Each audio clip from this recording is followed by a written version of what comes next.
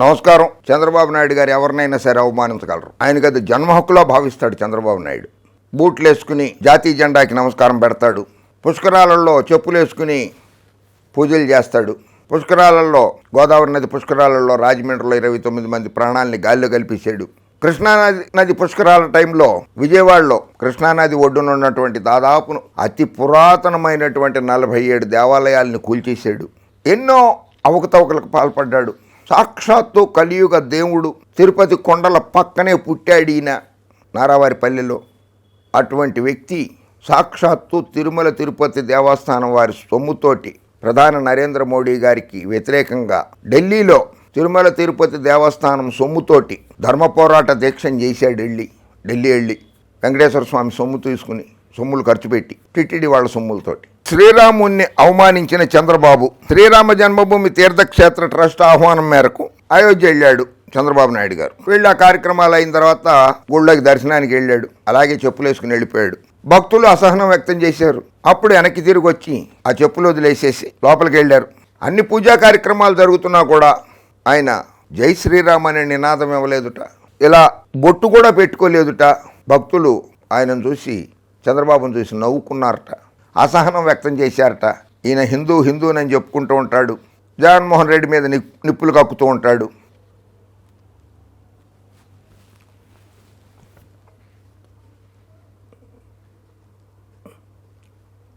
కొన్ని పచ్చపత్రికలు ప్రధానమంత్రి గారు పిలిచేశారు, గుసగుసలాడేశారు ఆయనతోటి అని చెప్పి ప్రచారాలు చేశారు.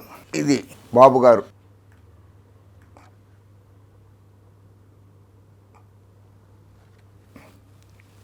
ఈయన ఎవరు ప్రధానమంత్రి గారు కాదండి.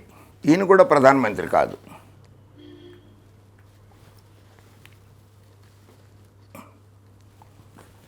అది అడవి కావచ్చు, అయోధ్య కావచ్చు, ఏదైనా కావచ్చు. గుంటనక్కలకి తేడా తెలియదు. ఆ నంగి చూపులు, దొంగకోళ్ళ దొంగలాగా చూపులు, మాటలు.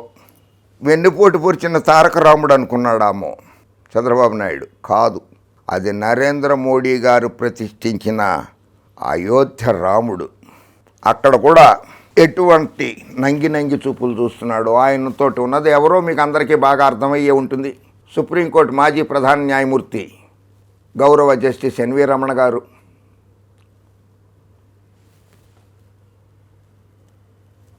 మరి ఆంధ్రప్రదేశ్ స్కిల్ డెవలప్మెంట్ కుంభకోణం కేసులో 53 రోజులు జైలుకి వెళ్ళొచ్చి ఆ తర్వాత దేవాలయాలు తీర్థయాత్రలు ప్రారంభించాడు ఆయన.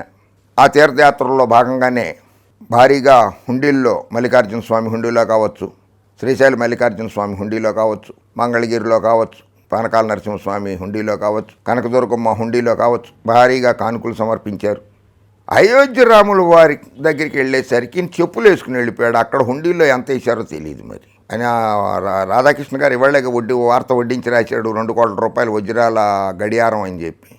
మరి ఈయన ఎవరికి ఏ గడియారాలు ఇచ్చాడో చంద్రబాబు నాయుడు, లేదా నరేంద్ర మోడీ గారు అమరావతి రాజధాని అని చెప్పి ఆయన చెంబుడు నీళ్లు పిడికడు మట్టి తీసుకొచ్చాడు కదా, ఈయన కూడా అమరావతి నుంచి తీసుకెళ్ళాడా పిడికడు మట్టి చెంబుడు నీళ్లు తీసుకెళ్ళి ఇచ్చాడా అక్కడ?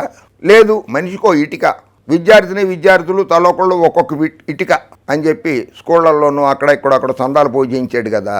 అట్లాగే అదేమన్నా అక్కడికి ఆ చందాల రూపంలో వచ్చింది, ఏమన్నా పట్టుకెళ్ళి ఇచ్చాడా? అబ్బా, ఏమీ లేదు. ఎందుకంటే అక్కడ హుండీ పెట్టలేదు. ఇంకా హుండీ పెడితే వేసి వచ్చి ఉండేవాడు. హుండీ పెట్టలేదు. అదే 371 కోట్ల స్కిల్ దొంగ బాబే. అవి ఎట్లా ఏపీ SSDC అక్కడి నుంచి డిజైన్ టెక్కి వెళ్ళింది, డిజైన్ టెక్ నుంచి PVSPకి వెళ్ళింది, PVSPకి 238.29 కోట్లు వెళ్ళింది. ACI షెల్ కంపెనీది, దీనికి 1,19,00,000 రూపాయలు వెళ్ళింది. ACI అనేది ఇంకొక షెల్ కంపెనీ, దానికి 56 కోట్లు వెళ్ళింది. నాలెడ్జ్ పోడియం ఇది ఒక షెల్ కంపెనీ, దానికి 45,28,00,000 వెళ్ళింది. ETA ఇదొక షెల్ కంపెనీ, 14,01,00,000 రూపాయలు వెళ్ళినాయి. ప్యాట్రిక్ ఇదొక షెల్ కంపెనీ, దీనికి 1,13,00,000 వెళ్ళింది. IT స్మిత్ షెల్ కంపెనీ ఇదొకటి 3,13,00,000 వెళ్ళింది. భారతీయ గ్లోబల్ ఇదొక షెల్ కంపెనీ 3,13,00,000 రూపాయలు వెళ్ళింది. ఇన్వెబ్ ఇదొక షెల్ కంపెనీ 1,56,00,000 రూపాయలు వెళ్ళింది. పోలారిస్ ఇదొక షెల్ కంపెనీ 2,20,00,000 వెళ్ళింది. కార్డెన్ అండ్ పార్ట్నర్స్ 12 కోట్లు ఇదొక షెల్ కంపెనీ 12 కోట్ల రూపాయలు వెళ్ళింది. ఫారిన్ కమిటీ దీనికి 3,22,00,000 రూపాయలు వెళ్ళింది. అదర్ కంపెనీస్, షెల్ కంపెనీస్ 84,50,00,000 వెళ్ళింది.